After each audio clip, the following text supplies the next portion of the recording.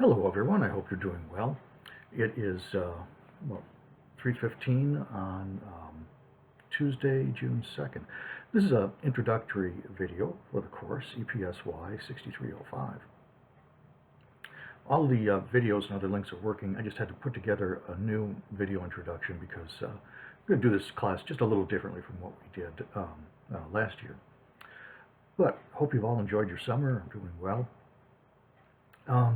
Just jump right in there. The class, as you probably noticed, is very process-oriented in the sense that we're going to learn qualitative data analysis by doing it, by actually engaging in it.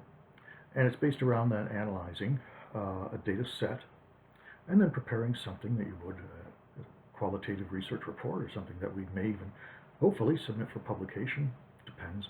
But the data set for the course you'll find on the Blackboard site, and it's a series of what are called Committee A reports by the AAUP, American Association of University Professors.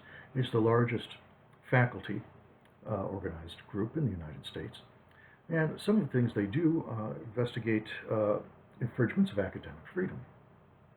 And they have a group of people, constitutes what's called Committee A, and they investigate some of these complaints that rise to the national level. And what we have here as our data set are those reports that have been accumulated from the last 5 years, 16, 17, 18, 19, and 20. There are some that are older, but just to make this a little easier, I think these 5 years would be plenty of information. They look at cases where faculty's academic freedom, tenure have been infringed on, cases across the United States. And they're very informative. And I think it's something that really is relevant to anyone in this class, regardless of your background. If you're planning on a career in academia, whether it's a faculty member, administrator, whatever the case may be, these are really important things for you to know about. These are really important career issues, institutional issues.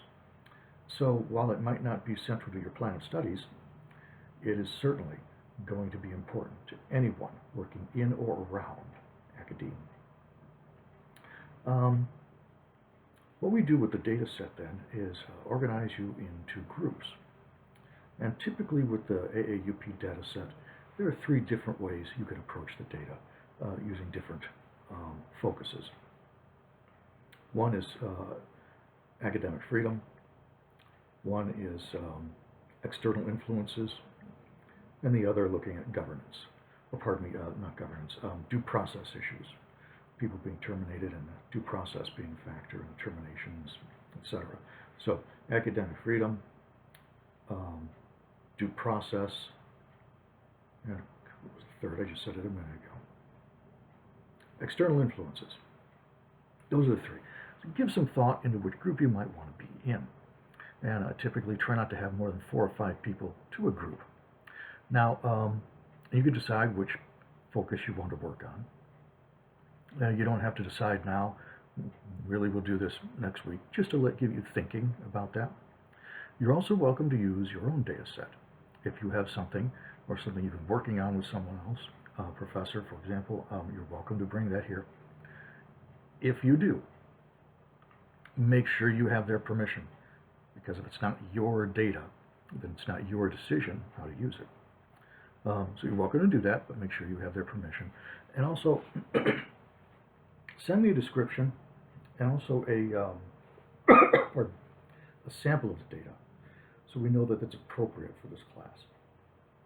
Keep in mind, it has to be qualitative, not mixed methods, qualitative. But if you're going to do so, you can work either by yourself or with a group of people, as long as they're in this class. So you can use either the existing data we have, the AAUP data set, bring something that you have. Given the fact that we're in a compressed semester, it's 5 weeks, it really is not practical to go out and collect data. By the time you would design, have it approved, collect the data, we'd probably be finished. So that's where we're going in terms of the assignment. We have an online discussion. In the past, because the writing process is so intensive and involved. I preferred to have video conferences. I would set up 3 different times during the week where I'd be available for video conferences. Given the fact that because of the enrollment we have 2 sections of this class, that's going to be really hard to do. Well, we'll use an online discussion. In the online discussion, you find the guidelines for that in the syllabus. You can talk about readings for the week, your progress on the assignment for the week, topics for the week. It's really very broad, very open.